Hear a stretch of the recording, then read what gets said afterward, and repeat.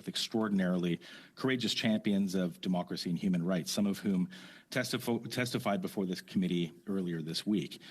Others have faced intimidation or detention for speaking out against the totalitarian regimes in Beijing, Moscow, and Tehran. Some have been poisoned, and others brutally murdered for their activism and advocacy.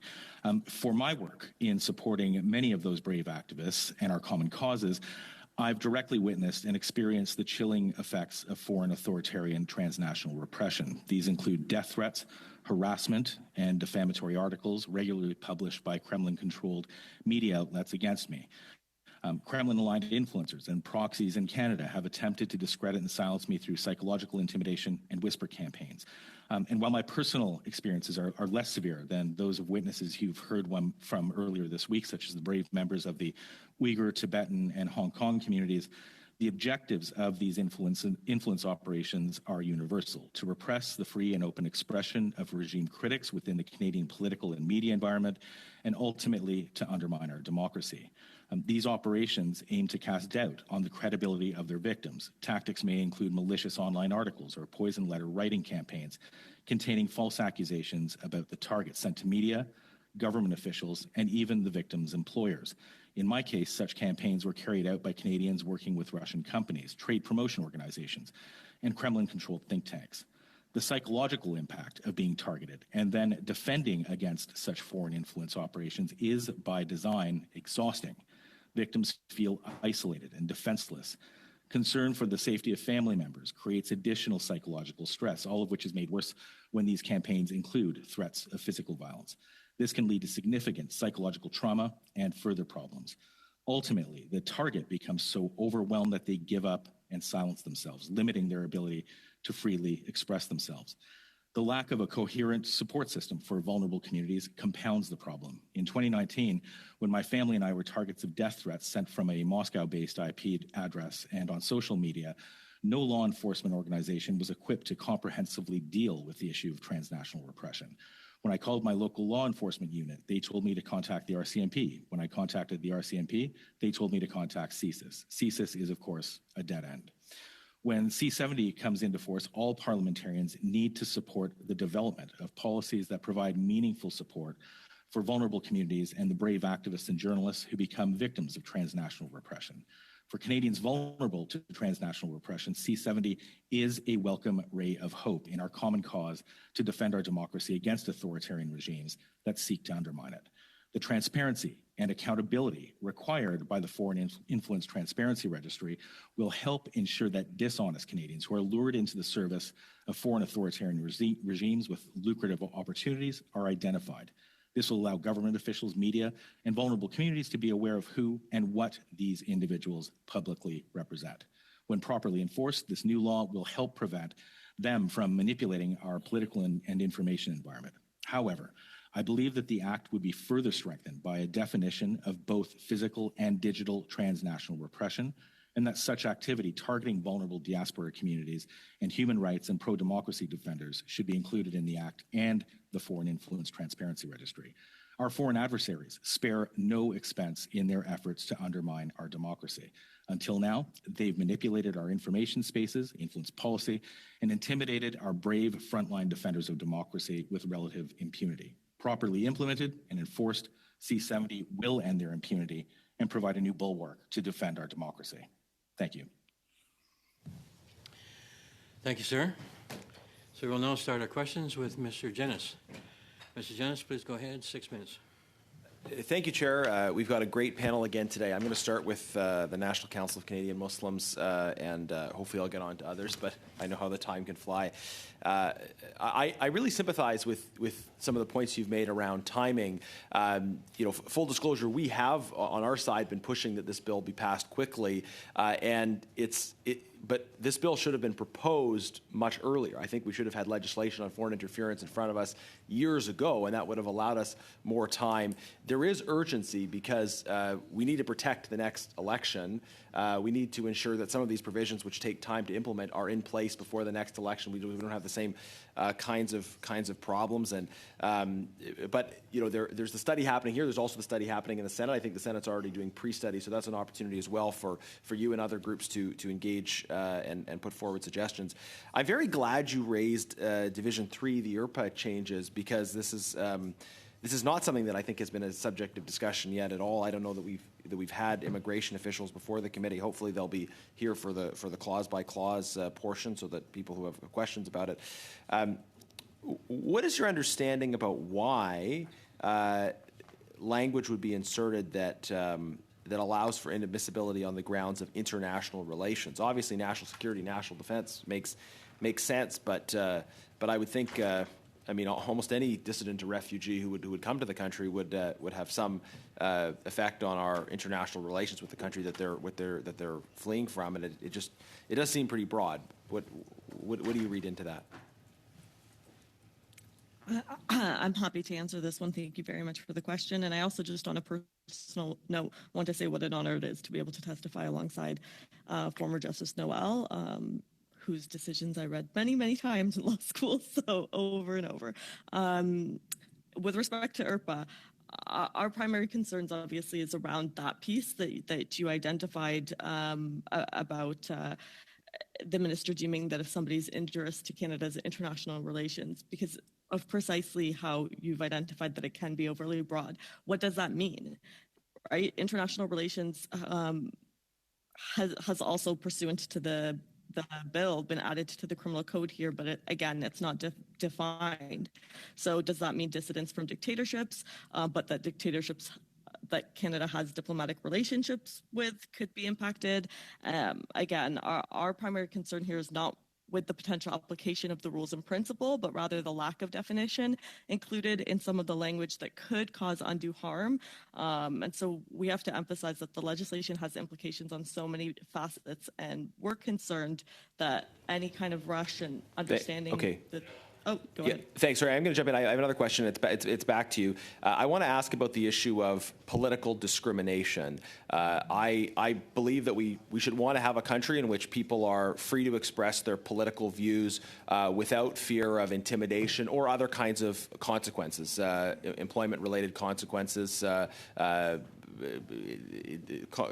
other kinds of consequences in their commercial relationships. And that's why I proposed a private member's bill, C-257, that would add political belief and activity as prohibited grounds of discrimination in the Canadian Human Rights Act. I'm concerned about how foreign interference can play a role in political discrimination as well, how foreign interference may manifest itself not necessarily as direct threats of violence, for example, but it may manifest itself as pressure on institutions to not hire certain people, to remove people or limit the participation of people who may be expressing political views that are not in line with the interests of that foreign state. And I know this is an issue that I've discussed on a few fronts with you folks at NCCM. Could you share a little bit your thoughts on the issue of political discrimination and how we might combat it through legislation or otherwise?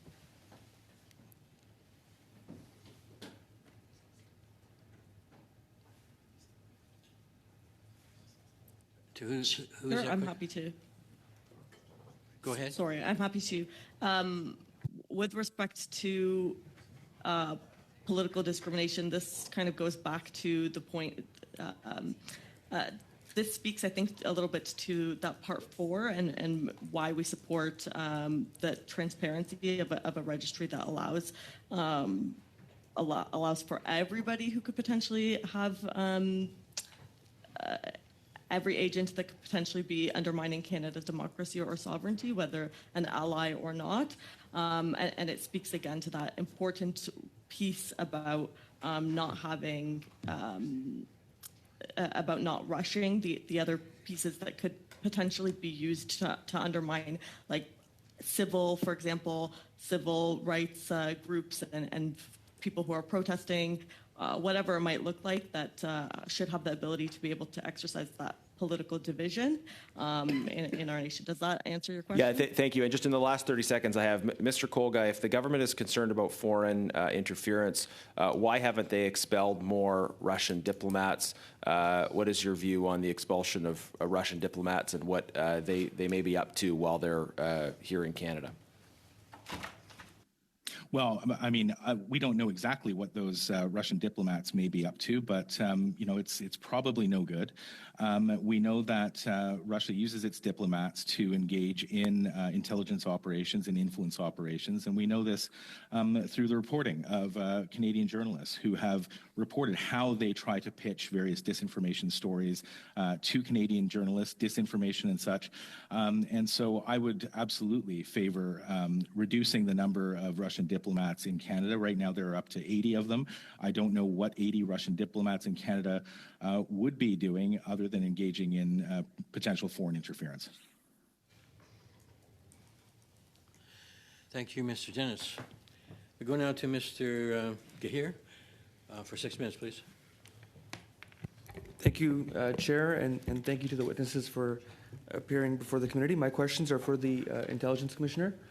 Sir, it's an honor to have you at committee.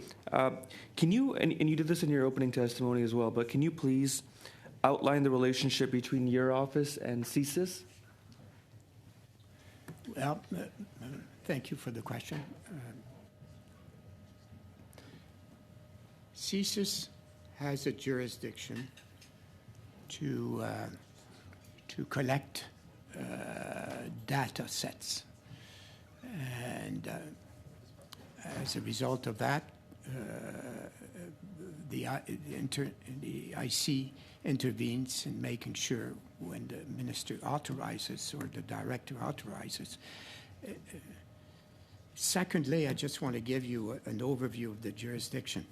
Human sources acting across Canada on behalf of CSIS can do certain activities and not others. They can commit illegal acts in order to pursue their investigation. I'm involved in reviewing the category of acts and omissions that these human sources can do in the field. My relationship with CSIS goes back to 1984. I was involved in the complaint process with the predecessor to NCIRA. I've followed the work of CSIS through the years, and more as a judge, I dealt with hundreds and hundreds of warrants application, certificates being issued. And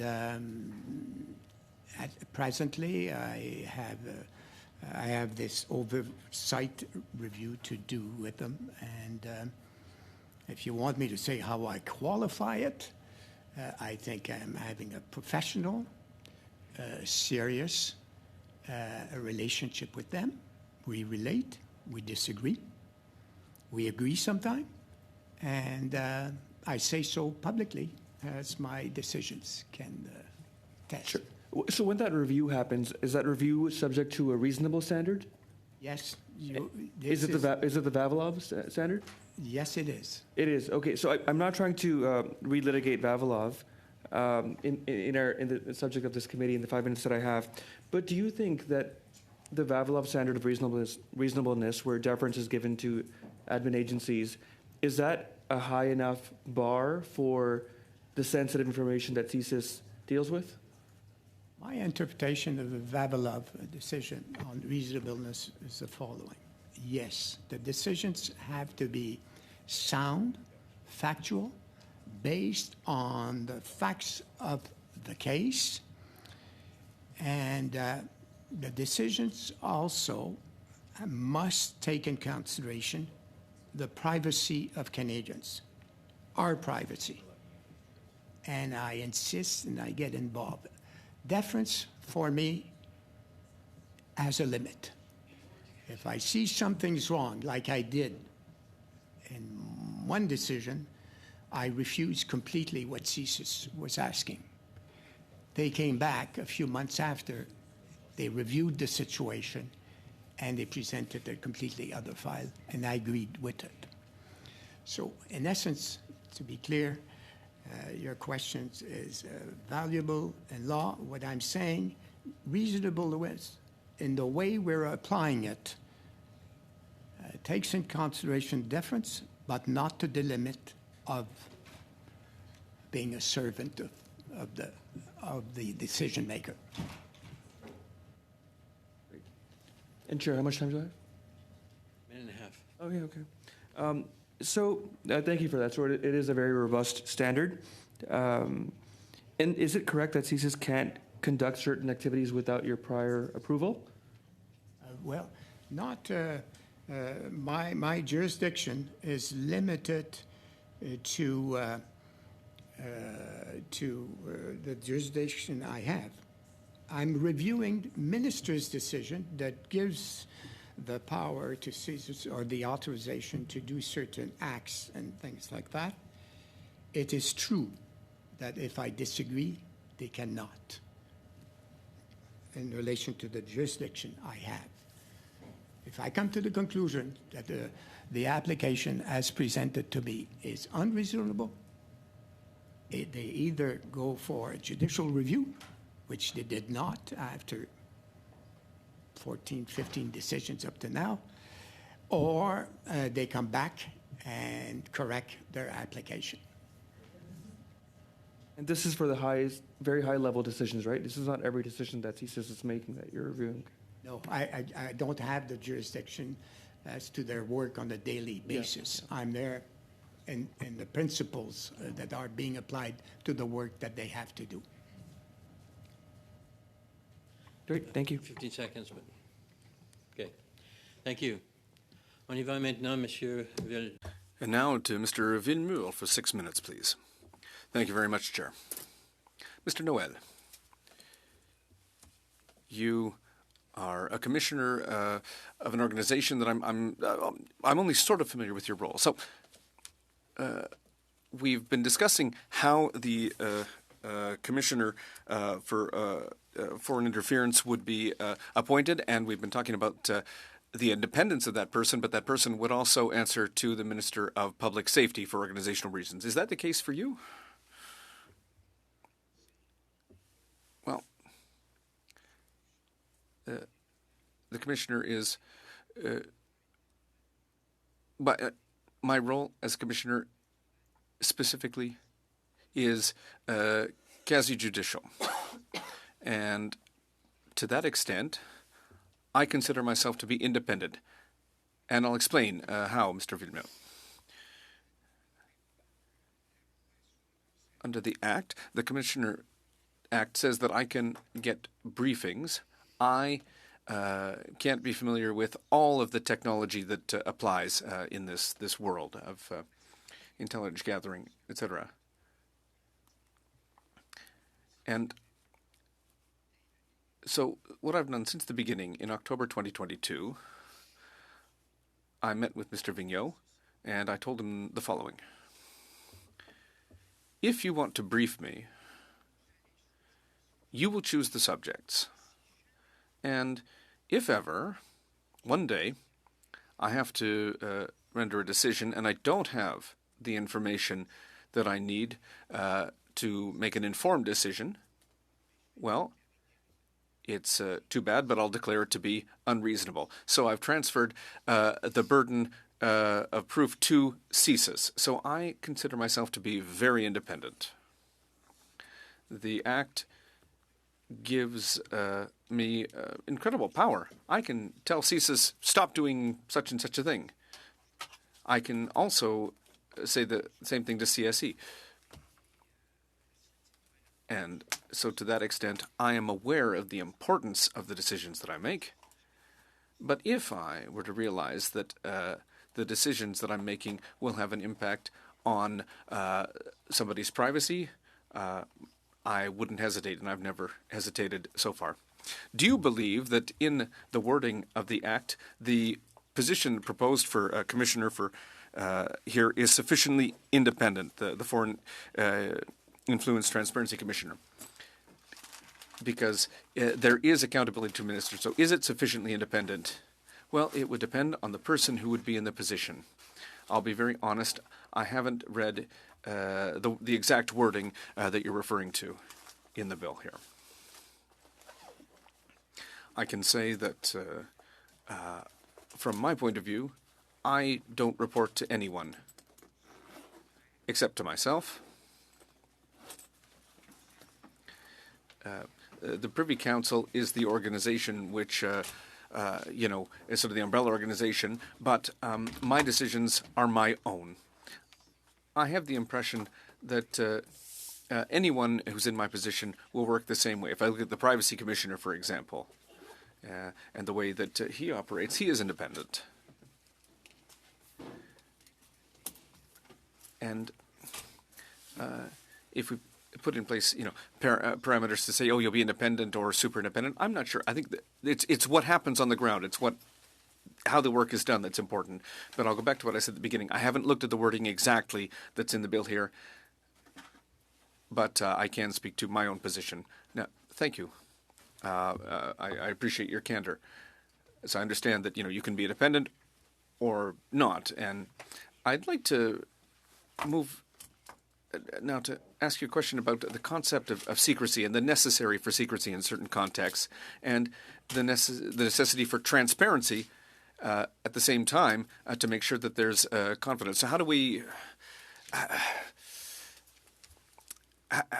deal with that? Well, I've been thinking about this since 1979, and I've gotten into the habit, and for the moment it works, of having a wall, if you will, which allows me to speak to people. A lot of people are curious. Oh, what is it you do, etc. I was a judge. Same thing with I had to deal with these same sorts of questions. So to go back to the specific question, how can secrecy and transparency work at the same time? Well, at the beginning of my mandate in October 2022, with my colleague Mr. Dubois, we said, listen, we're going to publish our decisions. We're going to make them as clear as possible and as transparent as possible. And that was our test. And it's still the test. We have constant discussions about what goes out. We don't want to have summaries. We really want to make sure that the exact wording of the decision can go out and be made public. And I think that, as a good Canadian, it's push and shove, and there has to be some of that. But, I do have privileged access to some secret information. And my point of view is that information has to be protected. It's not hiding something for the sake of hiding something. There are lives that are at stake.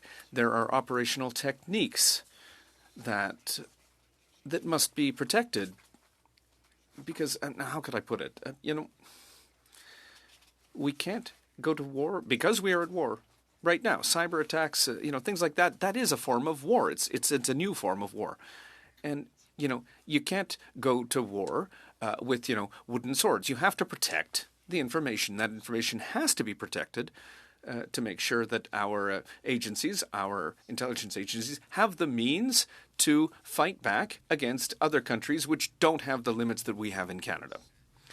The only thing that I insist on constantly is that there have to be organizations like the Office of the Commissioner, oversight organizations, and like the civilian oversight as well, which looks at what's happened after the fact and then publishes decisions, and like NSICOP as well, the Oversight Committee of Parliamentarians.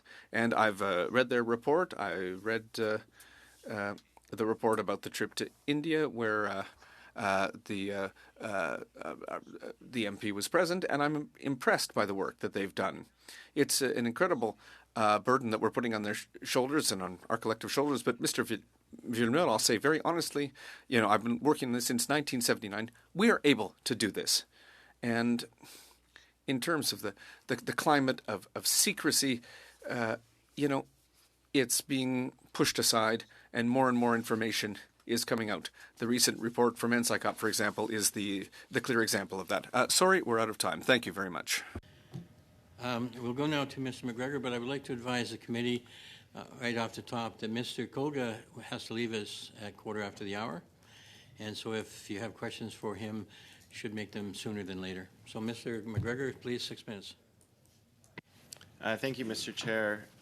Commissioner Noel, I'd like to direct my first questions to you. The first part of Bill C-70 makes some pretty consequential amendments to the CSIS Act, notably massive upgrades to the CSIS dataset regime. We've kind of been describing it as bringing in analog law up to speed so that it fits in a digital age. However, I've read the NCERA report on CSIS's use of the dataset regime, and it's littered with comments like CSIS's current application of the dataset regime is inconsistent with the statutory framework. CSIS did not comply with the dataset provisions in the CSIS Act. There was non-compliant information held, and CSIS has failed to adequately operationalize the dataset regime. So it's a pretty scathing report. And now I'm being asked as a legislator to fix the data set regime, give CSIS more powers, but that's in the context of them failing to act by their current statutory obligations. So I guess from your point of view as a commissioner, what can you tell me as a legislator that would put my mind at ease that a few years down the road from now, I'm not going to read another NCR report that shows that CSIS has blown past the statutory limitations I'm now being asked to give it here and now? Let me answer in the following way. I deal with data sets that are not threat related. Anything else that they would like to have in relation to Canadians or foreign data set will come one way or the other to the Commissioner's office. That's my part. CSIS collects under its jurisdiction, Section 12, Section 12.1, Section 15, which they want now, and Section 16, collects data set as long as it relates to the threats that they are investigating. Having said that, if they want to collect, they have to meet the threshold of Section 12, Mr. McGregor, which is strictly necessary. NCERA did a report, I think it goes back to 2019, and if you look at it, it's an earlier report. It was the beginning. I have seen some policies recently on how they operate. I wasn't asked, and that's not my jurisdiction, I wasn't asked to deal with them, but they appear to be, to me, serious. I'm looking forward, in order to appease my concern, as I read this report just like you, to a new report of NCERA that will update its earlier report and tell us how exactly this will operate. I appreciate that. Thank you. I want to direct my next questions to the NCCM. I appreciate the concerns that you have outlined with this bill, and certainly from this committee's perspective, this has been a busy week for us as we dive deep into Bill C-70. I take note of your concerns with the definition of the term intimidation in the proposed amendments to the SOIA. I actually did have a chance to ask the Minister of Justice a question about that. I don't think I got a direct answer to my concerns, except he said something, and I'm paraphrasing, that it would only be when there's an element of foreign interference and not lawful and proper protest, but really something that's attempting to influence Canada and subvert Canadian interests. And I would note, too, in the existing SOIA, under Section 24, the Attorney General is needed the consent of the Attorney General is needed to prosecute any offense of the SOIA. So I guess from your perspective, what definition of intimidation would the NCCM like to see put into this bill? First of all, we do want to acknowledge all the effort that's been put in this past week by this committee to ensure that Canada gets the robust and fair foreign interference legislation that it needs and deserves.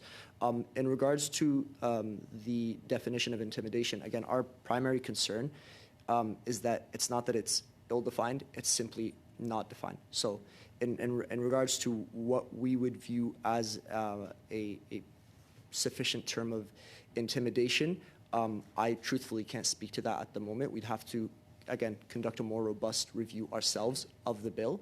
But our primary fear is that, as Nusayba mentioned, if the bill was passed tomorrow, a current government could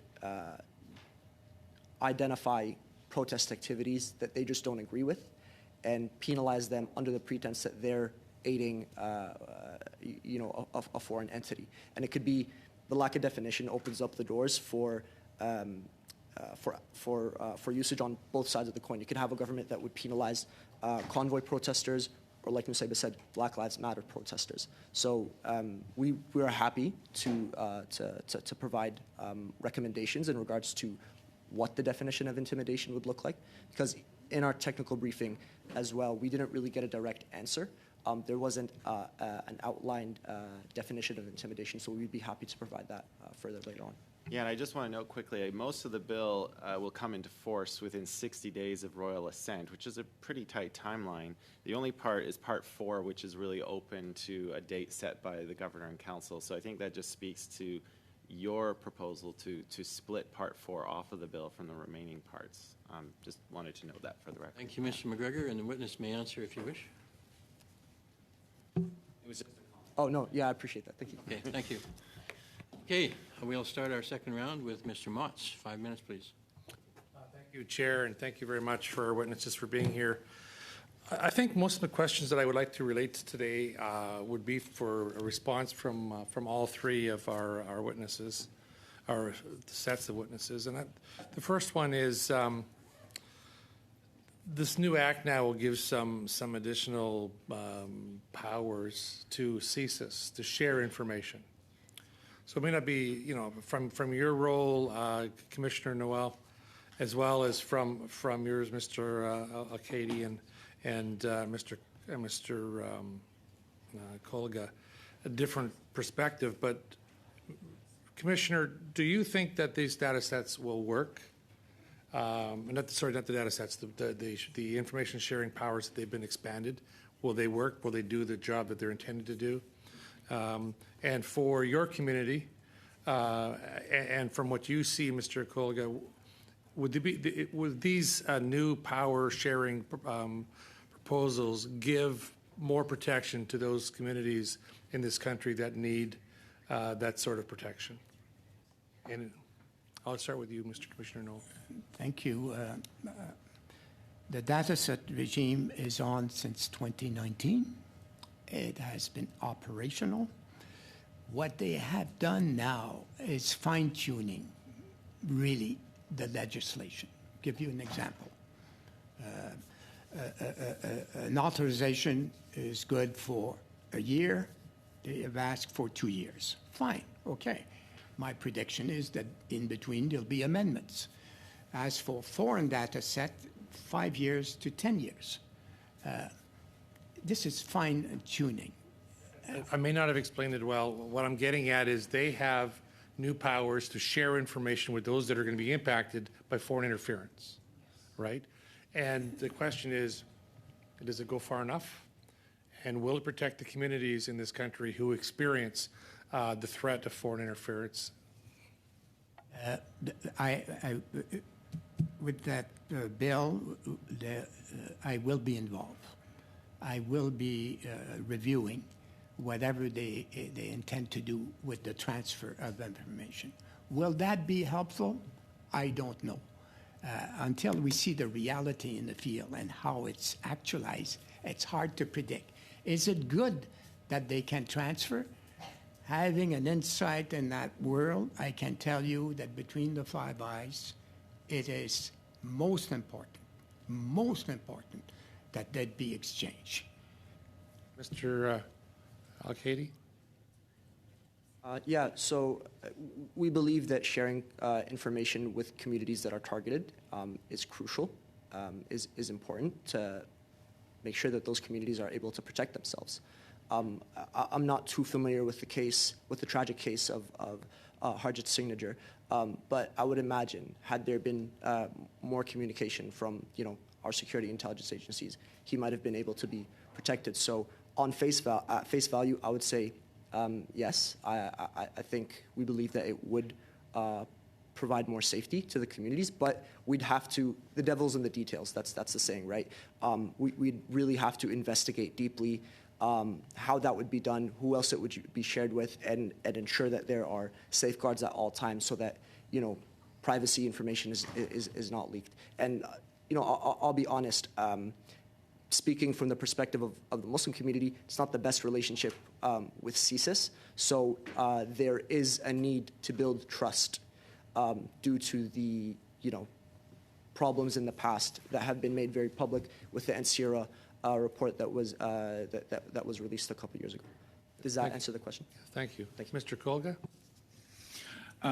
As a human rights activist and being active within communities that have been targeted by transnational repression, I think it's critically important that CSIS have that ability to have that two-way conversation, to pass that information that is in the interests of safeguarding our safety and our democracy. And having briefly sort of reviewed the legislation, I mean, it's clear that there safeguards have been put in place. The safety of that information and privacy have been taken into account. And so I think this is one of the more important parts of this legislation. And it's one that, again, I as a human rights activist and, again, the community that I work with are very happy with. Okay, well, thank you very much. And I'll go back to you, Mr. Kolga, Sorry, first. Mr. Motz, thank you. 5 minutes. We go now to Ms. Zaid. 5 minutes, please. Thank you, Chair. Thanks to all the witnesses for appearing before the committee. My first question is for Mr. Noel. We have seen in the past that national security legislation, especially when passed quickly, can lead to unintended consequences, especially for members in the minority communities. These same communities, which are most often targeted by state actors for foreign repression, have often felt unfairly targeted by intelligence and security agencies. So could you share what the intelligence agencies are doing to build trust with these communities, especially as they seek expanded powers in C-70? I'm not too sure I can help you on this because I never was within the agency's organization. The closest I come to it is when I was counsel to the predecessor of NSIRA and complaints. And I knew a good number of complaints about how from communities where because of identifying a community, they would knock on doors.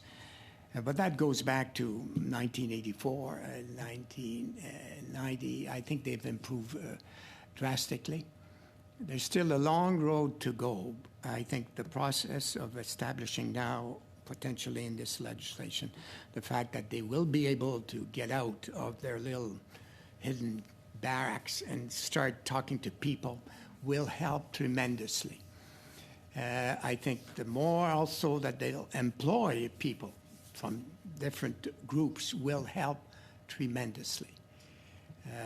But this is an ongoing, I'm sure for CSIS, an ongoing project, and they need to improve on that, and it is very important. Thank you. My next question is for Mr. Al-Qadi.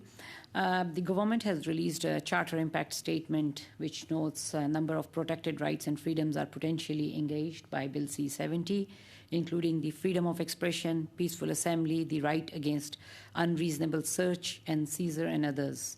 So do you feel the charter rights of Canadians are adequately protected by this legislation, or there are any adjustments would you recommend?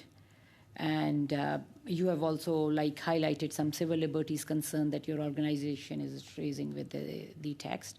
So can you explain on that?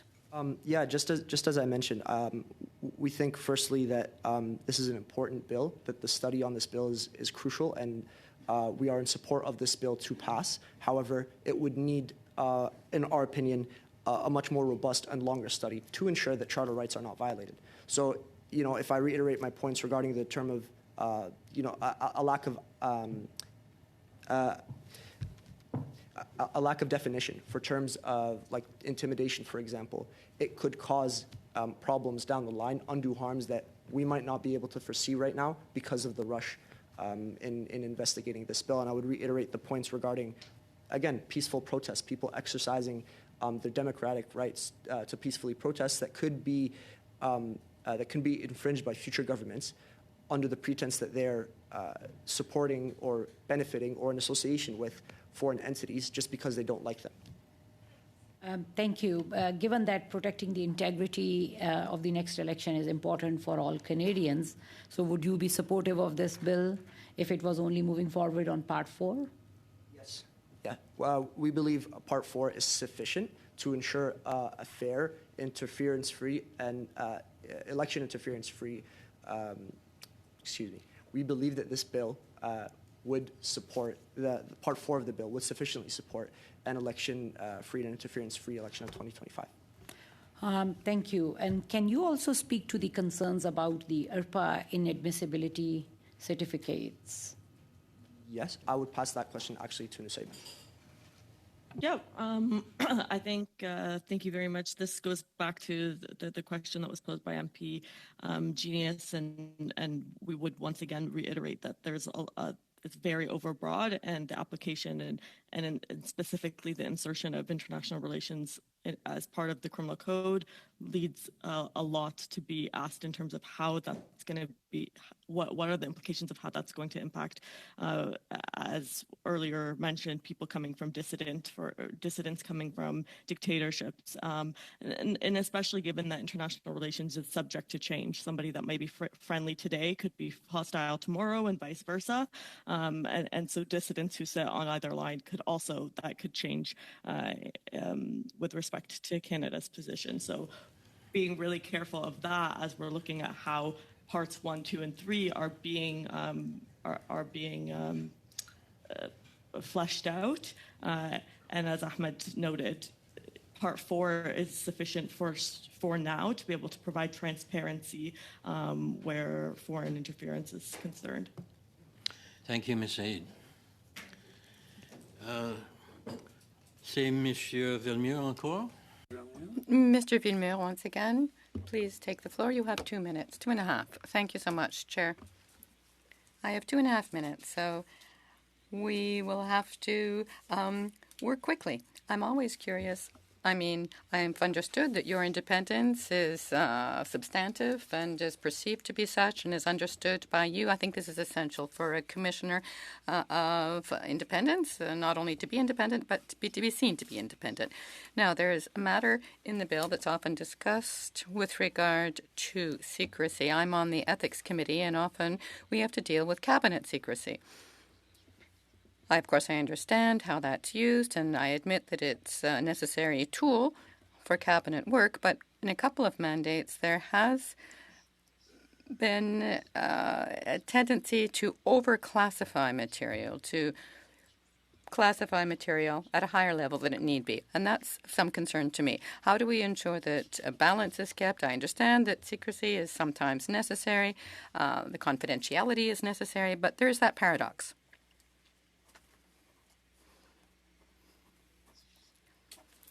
Difficult for me to respond. How could we trust a decider, the person making the decision, the decision maker, about possible ability to share material? But let me give you an example that may be an adequate response. In the requests that ministers and departments make of us, they sometimes lean on a decision made at the cabinet level. And I have no specific provision to cover that. But I think this is a difficult concept. How can I be asked to check something if I haven't all the elements in hand? All this to say that I have undertaken to discuss these matters with the intelligence agencies and all the parties, saying, look, if you want to be logical, if you want decisions that make sense, you need to provide me with all these documents. I need access to them. Meanwhile, they have gotten into the habit of providing me with summaries. So bit by bit, I'm working on that. If we go back to the 1978 was Justice Thériault's decision. I mean, it was over and done with. As soon as you said cabinet, you had no access. I see that things have changed since then, but that the Supreme Court has recently decided to support the cabinet confidence. So we're just working on it. That's the only way to move forward. So I think it was a culture of obscurity rather than a culture of transparency. And this is of ongoing concern, yes, and you're right to be worried about it. To Mr. McGregor to bring us home. 2 minutes and a half, please. Thank you, Mr. Chair. I'd like to continue with the NCCM.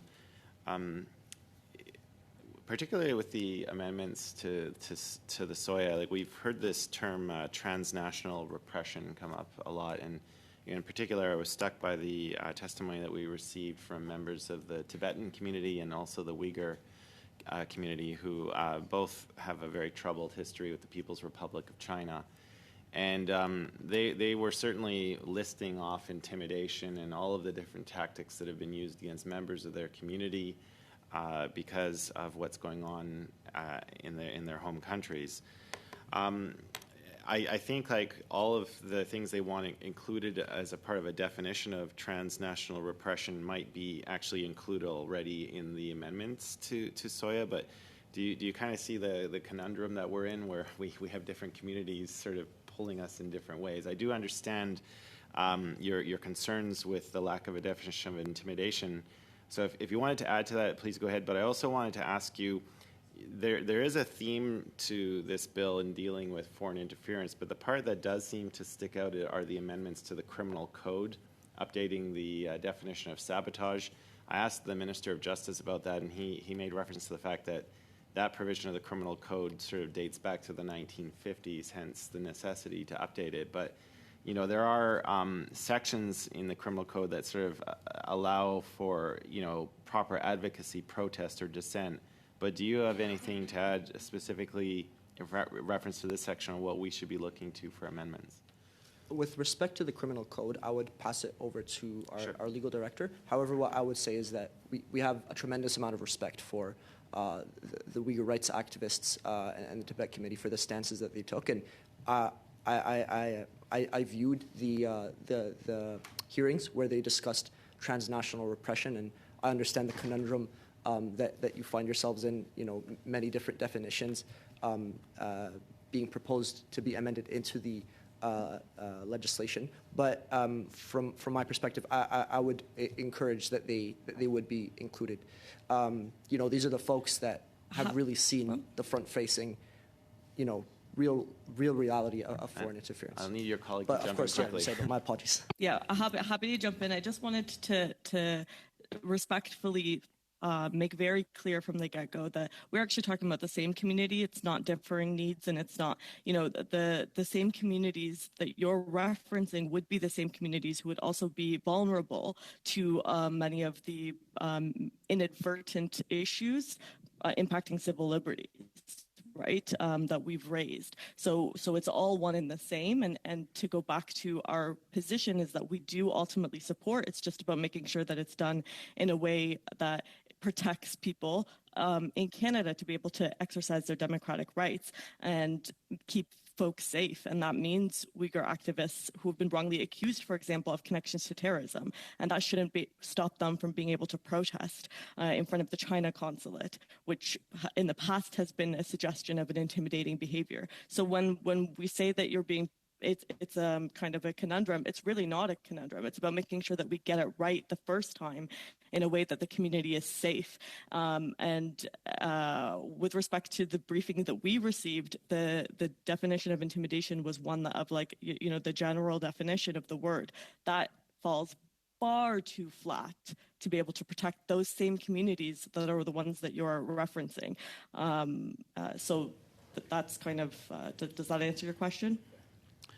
It certainly provides a lot more guidance, so thank you. Thank you, Mr. McGregor. So I'd like to thank the witnesses for being here today and joining us on such short notice. Your contributions are most helpful. They will help us moving forward in our study. And you may withdraw at this point if you wish to do so.